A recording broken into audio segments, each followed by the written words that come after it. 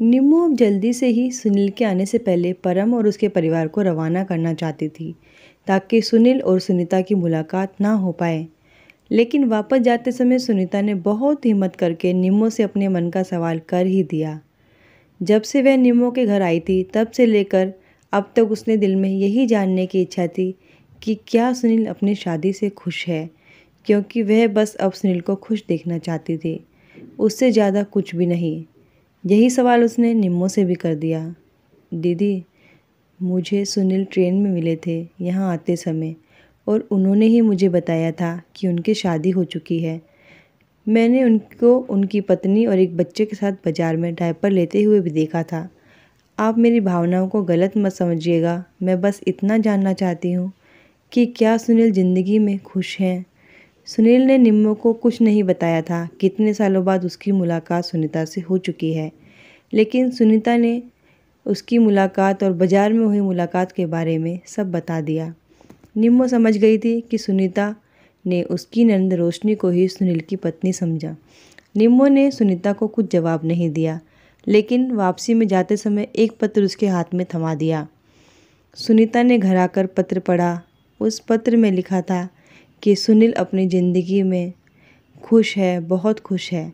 वह अपनी पत्नी से बहुत प्यार करता है और अगर तुम सच में सुनील की भलाई चाहती हो और चाहती हो कि वह फिर तुम्हें देखकर दुखी ना हो, तो तुम इस शहर से छोड़कर हमेशा हमेशा के लिए कहीं दूर चली जाओ।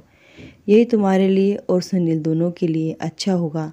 एक बार तुम अपनी ज़िंदगी बर्बाद कर चुके हो, दोबारा उसकी ज़िंदगी बर्बाद करने का कभी मत सोचना। पत्र को पढ़ते ही बेचारी सुनीता ने वह शहर छोड़ने का निर्णय कर लिया, क्योंकि अब वह कभी भी सुनील के दुख का कारण नहीं बनना चाहती थी। सुनीता ने अपनी नौकरी छोड़ दी और मानसी से ये कहकर कि इस शहर में उसका मन नहीं लग रहा है, वहाँ से वापस चली गई। इधर जब सुनील ने रोशनी को छोड़कर वापस आया तो निम्मू ने सुनील से उसकी दोबारा शादी के बारे में बात करी। निम्मू ने कहा, मैं चाहता हूँ कि तुम दोबारा शादी कर लो। निम्मू ने एक झूठी कहानी सुनील को सुना दी कि मुझे बाजार में सुनीता मिली थी अपने पति के साथ। सुनीता अपनी ज़िंदगी में बहुत खुश है और उसे तो तुम्हारी याद भी नहीं है और तुम हो कि उसके चक्कर में अपना जीवन बर्बाद किए बैठे हो।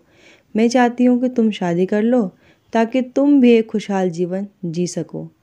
सुनील शादी तो नहीं करना चाहता था, लेकिन जब उसे पता लगा कि सच में सुनीता ने शादी कर ली है और वह अपने पति के साथ खुश है, तो उसने भी शादी के लिए हाँ कर दी। लेकिन ना जाने क्यों उसके दिल और दिमाग से सुनीता निकल ही नहीं पा रही थी।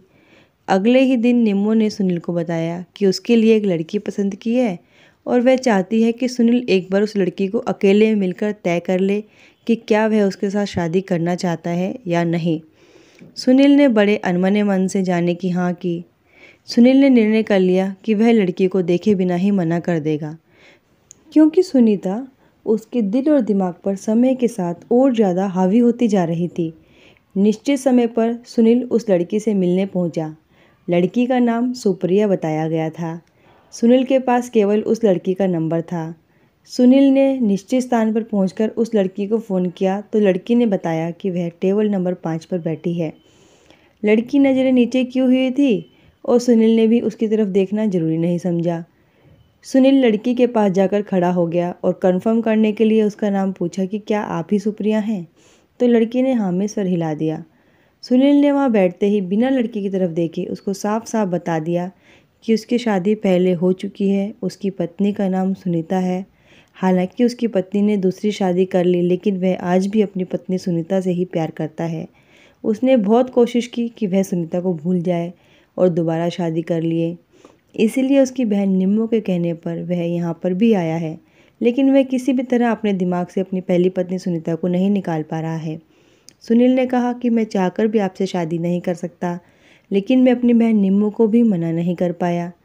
अगर हो सके तो आप मुझे माफ़ कर दें, क्योंकि मैं अपनी पहली पत्नी सुनीता से ही प्यार करता हूँ और अब मुझे एहसास हुआ है कि मैं शायद हमेशा उसी से प्यार करता रहूँगा और मैं कभी भी यह नहीं भूल सकता। सुनील अपनी बात कहकर बिना सुप्रिया की प्रतिक्रिया जाने वहाँ से वापस जाने के लिए मुड़ा ही था कि सुप्रिया ने उसका हाथ पकड़ लिया। सुनील ने हाथ छुड़ाने के लिए जैसे ही पीछे घूमा, उसकी आंखें चकरा गई। क्योंकि वे वहाँ पर सुप्रिया नहीं, उसकी पत्नी सुनीता ही थी। दोस्तों, कहानी में आया यह नया मोड़ आपको कैसा लगा? अब आपको क्या लगता है कि ये सब किसकी साजिश होगी कि दोनों को एक दूसरे से मिलाया जाए, या अभी भी वह इत्तेफाकन ही एक दूसरे से मिले थे? दोस्तों, अगला पार्ट देखने के लिए जल्दी से चैनल को सब्सक्राइब कर दें, लाइक करें, शेयर करें और कमेंट करें।